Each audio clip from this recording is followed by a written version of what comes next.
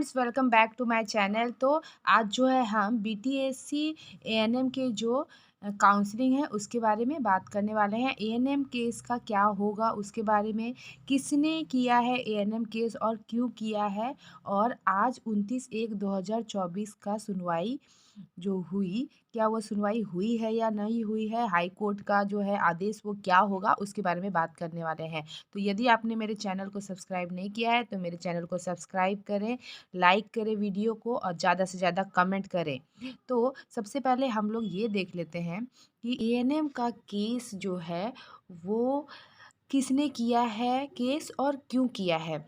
तो बिहार सरकार की जो न्यू जो नियमावली जो आई है उसमें जो है क्या है कि आपका जो एएनएम का सिलेक्शन होने वाला है उसके आधार जो है वो एग्ज़ाम बेसिस पे होने वाला है, तो न्यू नियमावली के आधार पर।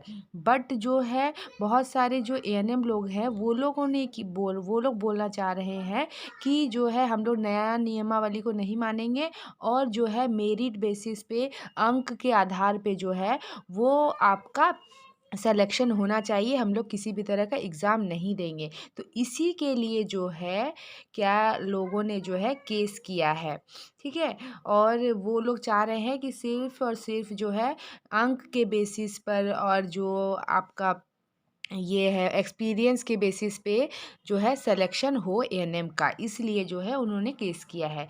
नेक्स्ट देख लेते हैं आपका कि 29/1/2024 का क्या सुनवाई हुई है ना। तो 29/1/2024 को आज के दिन जो है सुनवाई होनी थी एएनएम केस की, बट वो जो है आज के दिन सुनवाई नहीं हुई है, उसकी तारीख को जो है वो पोस्टपोन कर दिया गया है और हो सकता है वो 30/1 को या फिर जो है 31/1 को जो है उसकी सुनवाई होगी। तो केस के बारे में जो है 29/1 में जो है सुनवाई नहीं हुई है, उसके डेट को जो है बढ़ा दिया गया है। एक सुनवाई हो चुकी है, दूसरी सुनवाई होने वाली है, ठीक है। एएनएम केस का क्या होगा? एएनएम का जो केस जो किया गया है लोगों के द्वारा, एएनएम लोग जो है केस की हैं, उसका जो है बीटीएससी जो है वो क्या करने वाली है।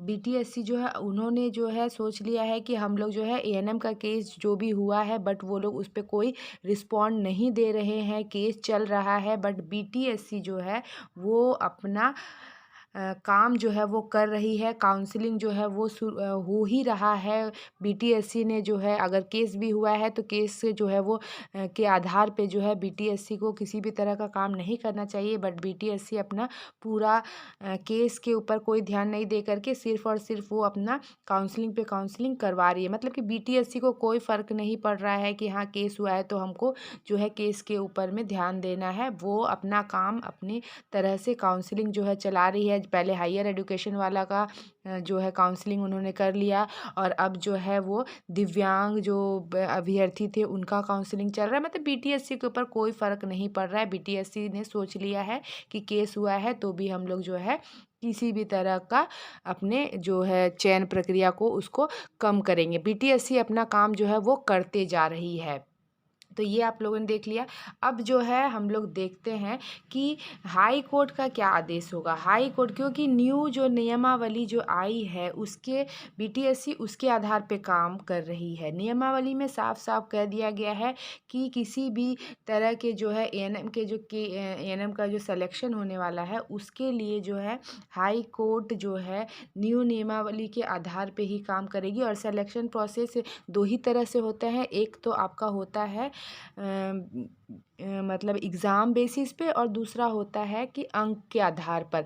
ये दोनों जो है क्राइटेरिया जो है चलता है, सिलेक्शन प्रोसेस यही है। तो हाई कोर्ट जो है वो यदि न्यू नियमावली को मानेगी तो केस का कुछ नहीं होने वाला है।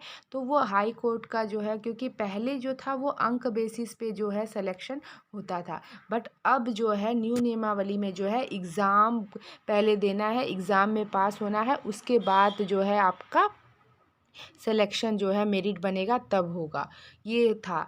तो हाई कोर्ट जो है वो अपना जो है वो हाई कोर्ट का हम लोग कुछ नहीं कह सकते कि उनका क्या आदेश आएगा, बट हाई कोर्ट अपने हिसाब से जो है वो आदेश देगी। और काउंसलिंग का जो है 27/1 को भी, 27 जनवरी को भी जो है आपका काउंसलिंग जो है दिव्यांग लोगों का काउंसलिंग का जो है लेटर आ गया है। उनका जो है 5/2/2024 को उनका जो है काउंसलिंग स्टार्ट हो जा रहा है। तो जो भी है वो अपना काउंसलिंग करें। बीटीएससी अपना जो है किसी भी तरह का कोई जो है सिलेक्शन प्रोसेस को जो है वो आगे बढ़ाते जा रही है, कोई रुकावट नहीं आ रहा है। बीटीएससी अपने स्तर से काम करते जा रही है और जल्द से जल्द वो करते रहेगी।